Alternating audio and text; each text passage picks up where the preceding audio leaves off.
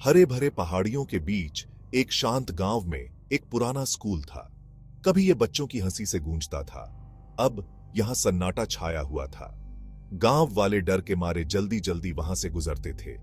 वो फुसफुसाते थे कि स्कूल में भूत हैं। स्कूल पुराना था, इसकी दीवारें टूट रही थीं। खिड़कियों पर लगे पौधों ने उन्हें ढंक लिया था, जिससे लंबी लंबी परछाइयां बनती थीं। हवा में डर और खौफ था, कोई भी उसके पास जाने की हिम्मत नहीं करता था।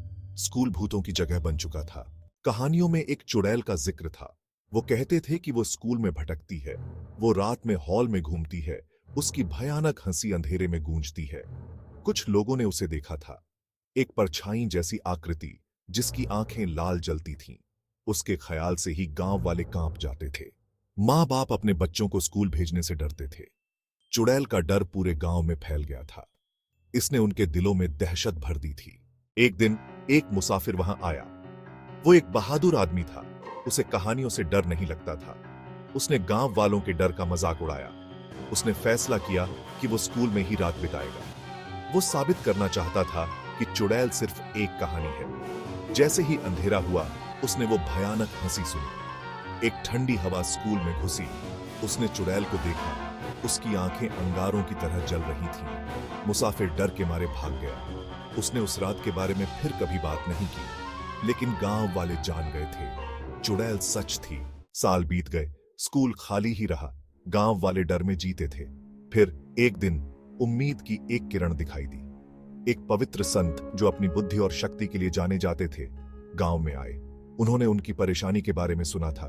गांव वाले उनके चारों ओर इकट्ठा हो गए। उन्होंने उनसे मदद की गुहार लगाई।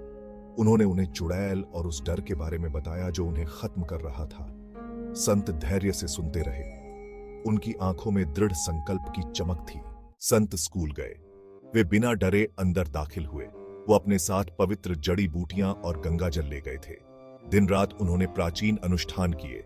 उन्होंने शक्तिशाली मंत्रों का जाप किया। हवा में ऊर्जा की तरंगें बहने लगी। चुड़ैल के गुस्से से स्कूल हिलने लगा, लेकिन संत अडिग रहे। उन्होंने अपनी आस्था की ताकत से चुड़ैल के प्रकोप का सामना किया। अंत में प्रकाश की एक तेज चमक के साथ चुड़ैल गायब हो गई। अगली सुबह गांव वाले एक अद्भुत नजारे से जागे। स्कूल सूर्य के प्रकाश में नहाया हुआ था। साए गायब हो चुके थे। हवा हल्की और स्वच्छ लग रही थी। गांव वाले हिम्मत करके स्कूल के पास पहुंचे। उन्होंने अंदर झांका। उनकी खुशी के लिए ऐसा था जैसे अंधेरा कभी था ही नहीं। बच्चे, उनकी आंखों में उत्साह झलक रहा था, स्कूल में दौड़ पड़े। हॉल में एक बार फिर हंसी की गूंज सुनाई दी। गांव डर से मुक्त हो गया था। स्कूल एक बार फिर उनका था, और ये सब उस संत की बदौलत था।